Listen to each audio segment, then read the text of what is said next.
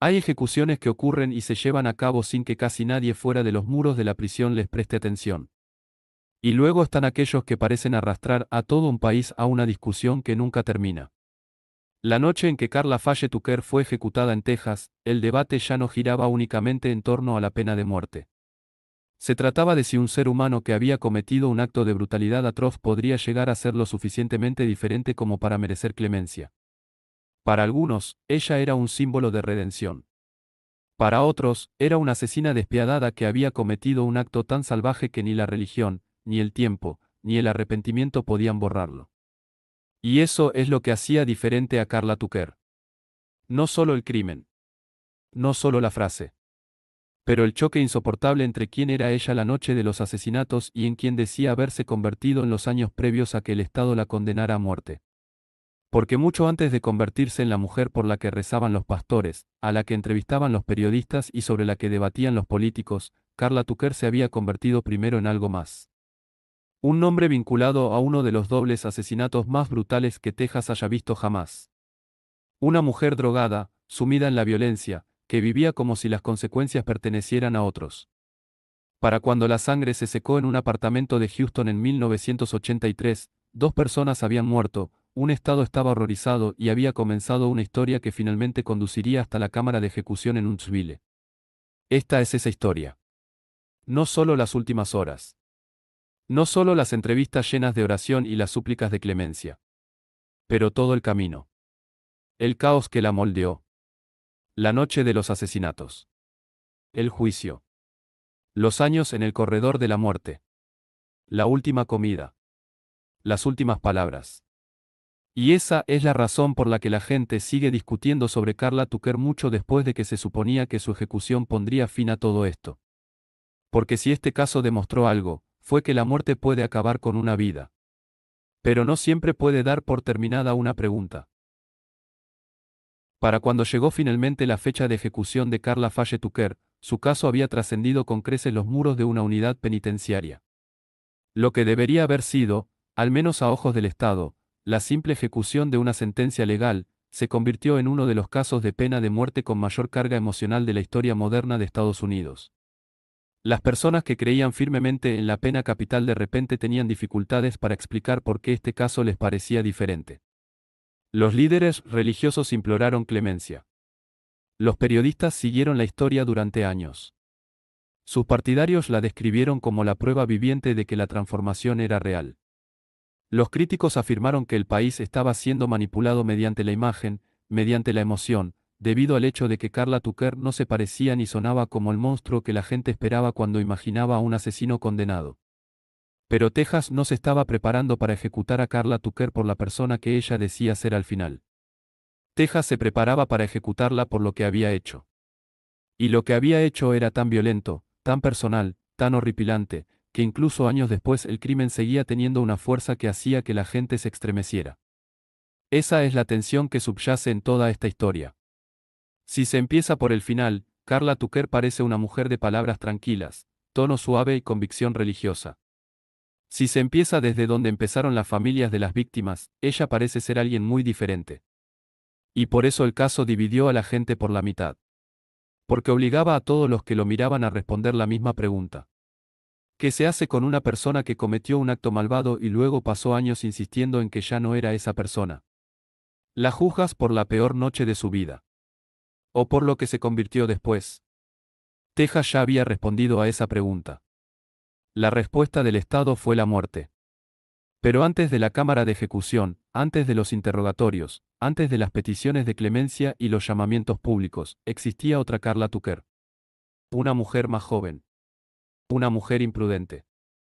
Una mujer cuya vida ya se hundía bajo la adicción, el caos y la violencia mucho antes de que cometiera el crimen que la definiría para siempre. Para entender por qué tanta gente suplicó que se le perdonara la vida, primero hay que entender por qué tantos otros creían que la misericordia ni siquiera debería haberse considerado. Y para entender eso, hay que remontarse a la vida que ella llevaba antes de los asesinatos. De vuelta a las drogas. Volvemos a la inestabilidad. De vuelta a la gente que la rodeaba. Volvamos a aquella noche en que todo cruzó el punto de no retorno.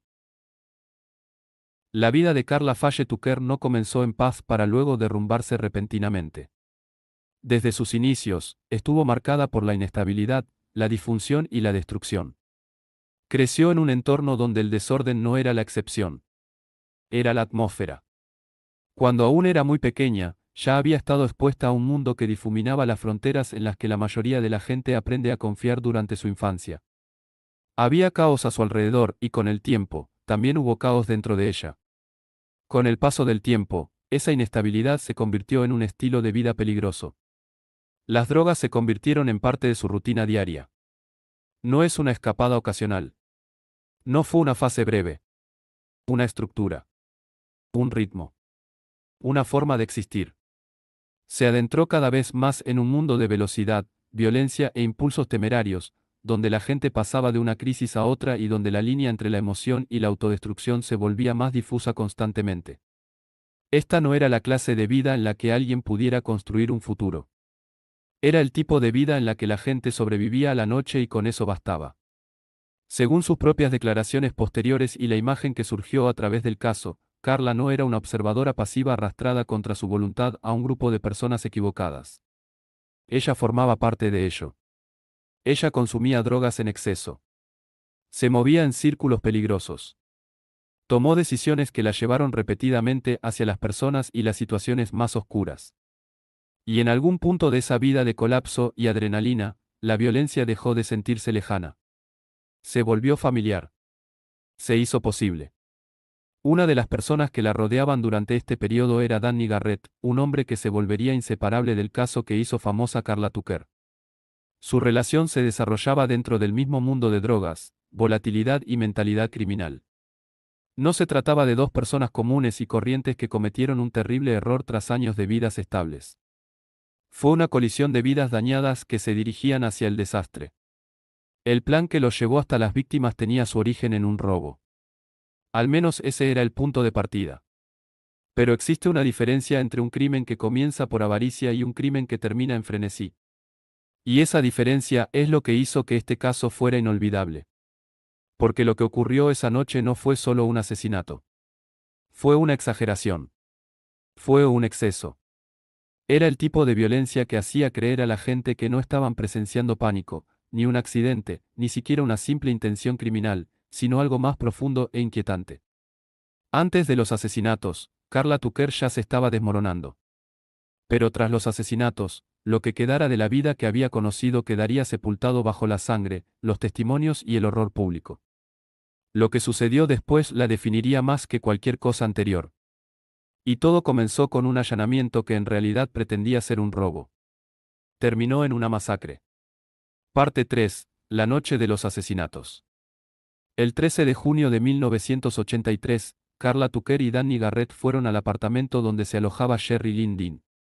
El propósito original estaba relacionado con el robo. Pero cualquiera que fuera el plan que pudieran haber tenido antes de entrar en ese apartamento, la noche rápidamente se convirtió en algo mucho peor. Dentro se encontraban Sherry Dean y Deborah Thornton. Para cuando Carla Tucker y Danny Garrett terminaran, ambos estarían muertos. Y los detalles de cómo murieron se convertirían en un elemento clave para explicar por qué el nombre de Carla permaneció grabado en la memoria colectiva durante años. No fue un tiroteo rápido. No fue una lucha que se descontroló en segundos. Ni un solo acto fatal seguido de pánico. Los asesinatos fueron brutales, íntimos y prolongados. Garrett atacó primero a Sherry Dean. Carla Tucker se unió.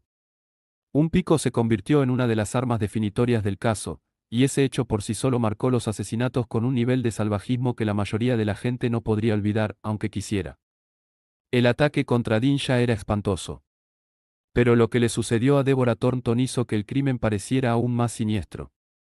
Thornton no fue simplemente sorprendido en el lugar equivocado en el momento equivocado y muerto en el acto. Ella se convirtió en parte de una pesadilla que se desarrollaba ante sus ojos. El apartamento se convirtió en un lugar de terror y Carla Tucker ya no era solo una participante en un robo que salió mal. Se había convertido en una fuerza activa dentro de la violencia. Lo que perturbó tan profundamente a la gente no fue solo que ella matara. Fue la intensidad descrita posteriormente. La sensación de que los asesinatos fueron más allá de lo necesario incluso para criminales que intentaban eliminar testigos. Este era el detalle que seguía reapareciendo. No solo la muerte. No solo sangre. Pero la pura ferocidad de todo ello. El tipo de ferocidad que hizo que jurados, fiscales, periodistas y espectadores comunes del caso se hicieran la misma pregunta. ¿Qué clase de persona podría hacer esto? Y entonces llegó la parte que afianzó aún más el disgusto público. Posteriormente, Karla Tucker describió los asesinatos de una manera que la hacía parecer ajena a la reacción humana normal. Ya fuera por intoxicación por drogas, shock, una distorsionada sensación de invencibilidad o algo más oscuro, el efecto fue devastador. Sus propias palabras ayudarían más tarde a pintar un retrato no de alguien destrozada por lo que había hecho, sino de alguien que había cruzado a un nivel de violencia que incluso los observadores experimentados encontraban escalofriante. Para las víctimas, por supuesto, no hubo discusión, ni debate, ni posibilidad de redención. Sherry Dean había muerto. Deborah Thornton había fallecido. Las personas que los conocieron vivirían con ese hecho para siempre. Y esa es una de las verdades que siempre permanece en el centro de casos como este, sin importar cuánta atención pública se centre en el asesino. Las víctimas no tienen una segunda oportunidad en la vida. No obtienen una historia de transformación. No tienen años para explicarse. Tienen una última noche. Y luego se les recuerda a través de las fotografías de la escena del crimen, los testimonios en el juicio y el dolor de quienes los amaron. Esa fue la realidad que Karla Tucker creó esa noche. No es un titular. No es un debate futuro. Una ausencia real. Dos seres humanos borrados. Y desde el momento en que se descubrió la escena del crimen, el estado de Texas comenzó a encaminarse hacia la conclusión de que alguien responsable de una violencia tan extrema jamás debería volver a quedar en libertad. Pero primero, la policía tenía que reunir las pruebas. Y a medida que los investigadores se acercaban al caso, descubrirían que una de las pruebas más contundentes contra Karla Tucker era la propia Karla Tucker. Tras los asesinatos, la investigación comenzó a transformar el caos en pruebas. Las escenas del crimen que horrorizan al público deben traducirse en informes, cronologías, testimonios y hechos que un jurado pueda utilizar. Y en el caso de Karla Tucker, los hechos fueron devastadores. Los investigadores vincularon los asesinatos con Karla Tucker y Danny Garrett. La brutalidad de los asesinatos ya era suficiente para que el caso resultara memorable. Pero lo que endureció aún más la opinión pública en contra de Tucker fue la forma en que sus propias palabras y comportamiento encajaban con la imagen que la fiscalía había proyectado de ella. Este no fue un caso en el que el Estado tuviera que inventarse la crueldad de la nada. La naturaleza del delito y el retrato de Karla que surgió posteriormente facilitaron el trabajo de la fiscalía. Durante el juicio, la fiscalía presentó a una mujer que no solo había participado en un asesinato, sino que lo había hecho de una manera que sugería una violencia deliberada y salvaje. El proceso legal eliminó la confusión de la noche y la reemplazó con algo más limpio y letal. Cargos. Testigos. Declaraciones. Evidencia. El jurado no conoció a Karla Tucker primero como una creyente redimida en el corredor de la muerte. La conocieron como la mujer vinculada a un doble asesinato cometido con una brutalidad espantosa. Y en los casos de pena capital, la primera impresión cuenta. La fiscalía argumentó que este era el tipo de delito que encajaba perfectamente con la lógica de la pena de muerte. Violencia extrema. Múltiples víctimas. Participación directa. Un acusado cuya imagen posterior al delito no despertaba naturalmente simpatía. La versión de Karla Tucker en el tribunal no era compleja en el sentido en que lo serían posteriormente las representaciones mediáticas. Ella era la asesina. La tarea del Estado era probarlo, y probar que la gravedad del delito justificaba la pena de muerte. La defensa tenía poco margen para suavizar lo sucedido en ese apartamento. Cuando un delito es tan gráfico, tan personal, tan excesivo, las atenuantes habituales empiezan a parecer menos importantes. Y ese era parte del problema. Hay casos en los que un abogado defensor puede crear distancia entre el acusado y los peores aspectos del delito. Este no era uno de ellos. La violencia misma seguía haciendo que la atención volviera a la misma pregunta.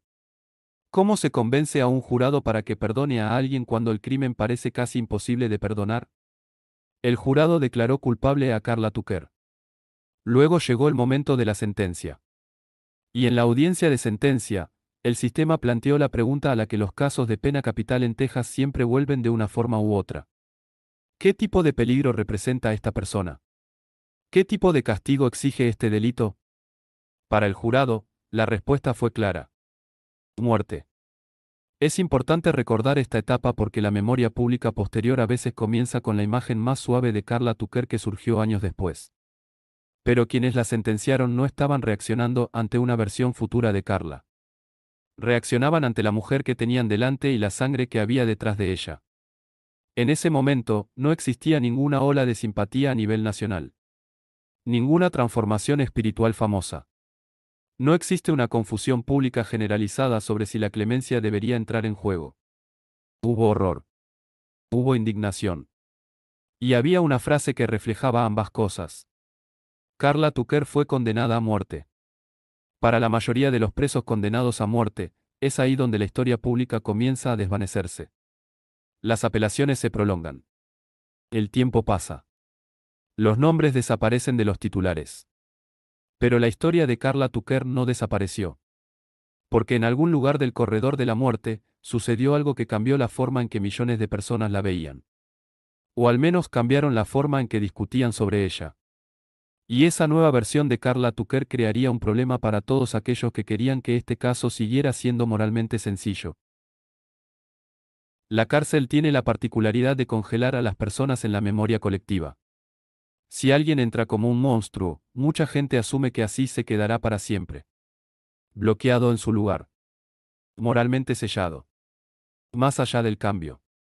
Pero los años que Karla Tucker pasó en el corredor de la muerte alteraron esa expectativa.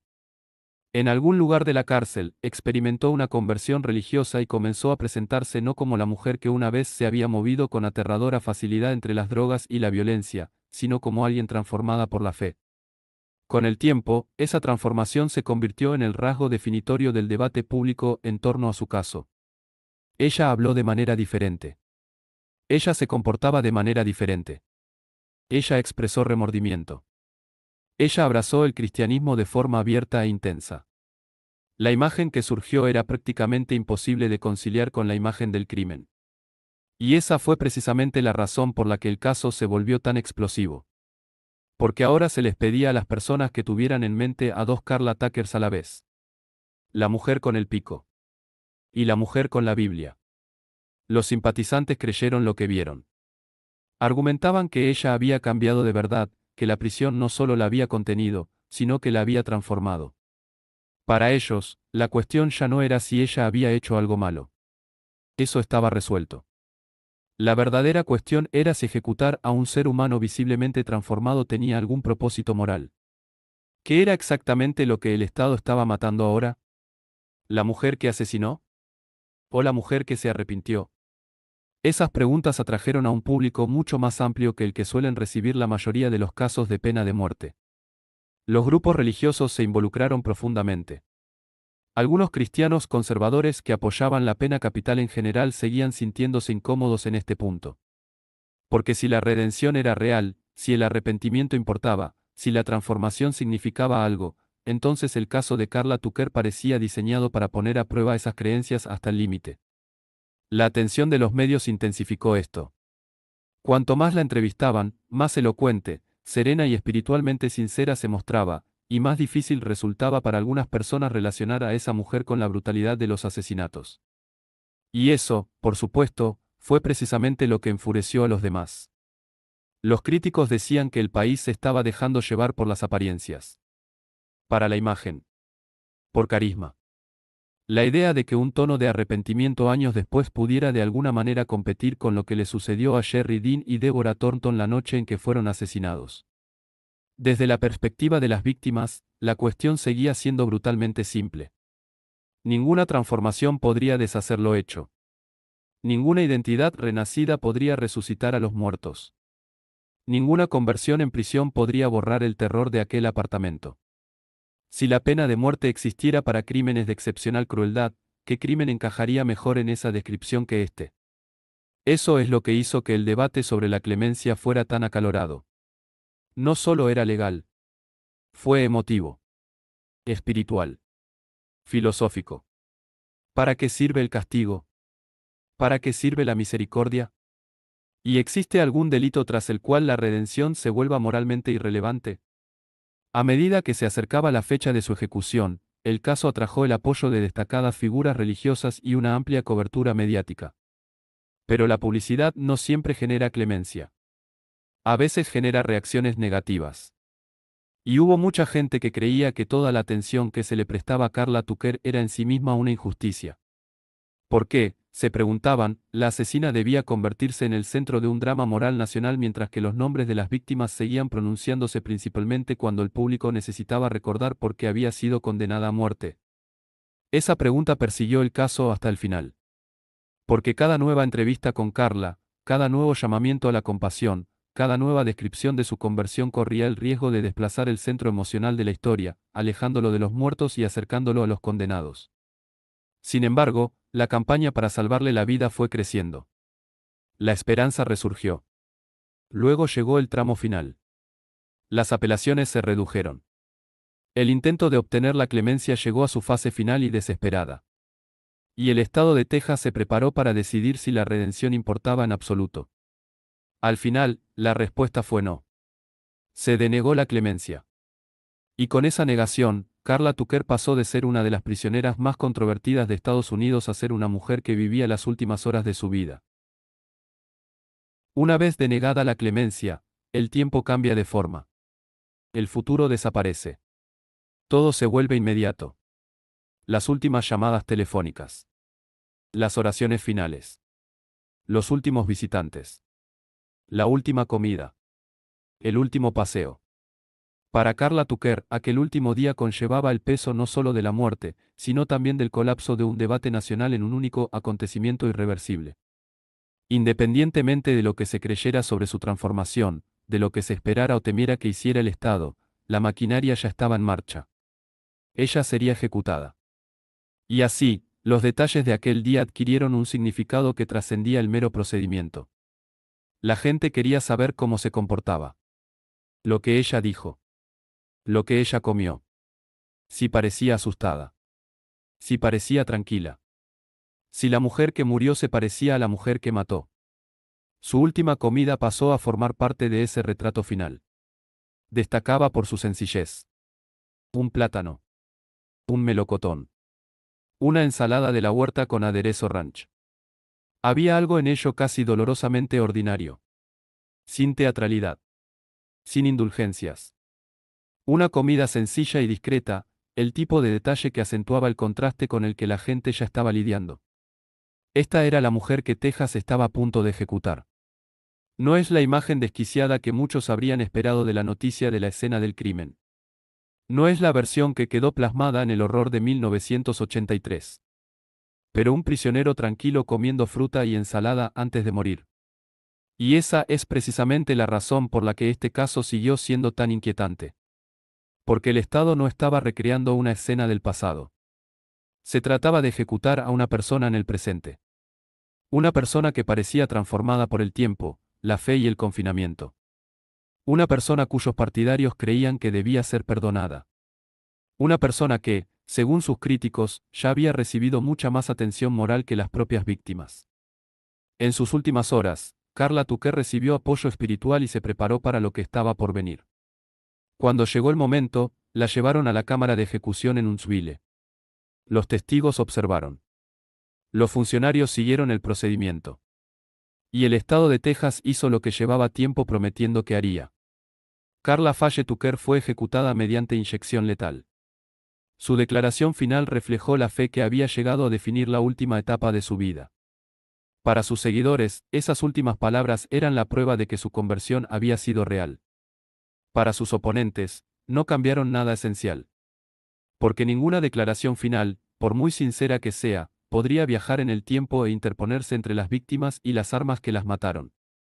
Y esa es la cruda verdad que subyace en cada historia de ejecución que posteriormente se convierte en una historia de redención. Ningún cambio personal puede hacer que el sufrimiento original parezca irreal. Esto solo crea una segunda tragedia que se superpone a la primera. Tras la muerte de Carla Tucker, las discusiones no desaparecieron. En todo caso, la ejecución hizo que el caso resultara más simbólico. Para algunos, demostró que el sistema judicial era capaz de aplicar castigos incluso cuando el condenado gozaba de la simpatía del público. Para otros, demostró algo más oscuro, que el Estado estaba dispuesto a matar incluso cuando la persona a la que mataba parecía haberse transformado espiritualmente y ya no representaba el mismo peligro. Así, la historia de Karla Tucker pasó a formar parte de la historia más amplia de la pena capital estadounidense, no simplemente como la historia de una mujer que asesinó y fue ejecutada. Existen muchos casos que se ajustan a ese perfil. Lo que hizo que la suya perdurara fue la contradicción. El hecho de que, para mucha gente, ella pareciera haberse convertido casi en lo opuesto a la persona que cometió el crimen. Y, sin embargo, murió de todos modos. Por eso la gente sigue hablando de ella. No porque los hechos no estén claros. No lo son. 2 personas fueron brutalmente asesinadas. Karla Tucker participó. Fue declarada culpable. Fue condenada a muerte. Fue ejecutada. Los hechos no son el misterio. El misterio es moral. ¿Qué hace la sociedad cuando una persona comete un acto imperdonable y luego parece volverse perdonable? ¿Importa la transformación? Debería. ¿O existen crímenes tan brutales que lo que venga después solo puede ser un epílogo, nunca una revisión? Para los seres queridos de Sherry Dean y Deborah Thornton, esas preguntas pueden haber sonado abstractas en comparación con la realidad concreta de la pérdida. Y eso importa. Porque en casos famosos de crímenes reales, es fácil que la evolución del asesino resulte más atractiva narrativamente que el destino final de las víctimas. Pero la justicia comienza con los muertos. Comienza con lo que fue tomado. Todo comienza con el hecho de que 2 personas lo perdieron todo en un estallido de violencia que nunca debería haber ocurrido. La vida de Karla Tucker tras los asesinatos se convirtió en tema de libros, entrevistas y debates nacionales. Sherry Dean y Deborah Thornton no tuvieron ese tipo de futuro. Ese desequilibrio es parte de lo que hace que este caso resulte tan incómodo incluso ahora. Sin embargo, el debate continúa. Y quizás por eso su historia nunca se ha desvanecido. Porque se sitúa precisamente donde los seres humanos son más débiles y están más divididos. Entre el juicio y la misericordia. Entre la memoria y el cambio. Entre el crimen y la persona que sobrevive al crimen el tiempo suficiente para convertirse en otra persona. Karla Tucker falleció en 1998. Pero la pregunta que dejó su caso sigue vigente. ¿Puede una persona cambiar realmente después de cometer actos de violencia monstruosos? Y si la respuesta es sí, ¿qué se supone que debemos hacer con esa verdad? Esa es la pregunta que Texas respondió de una manera. Y la historia aún está respondiendo a otra pregunta.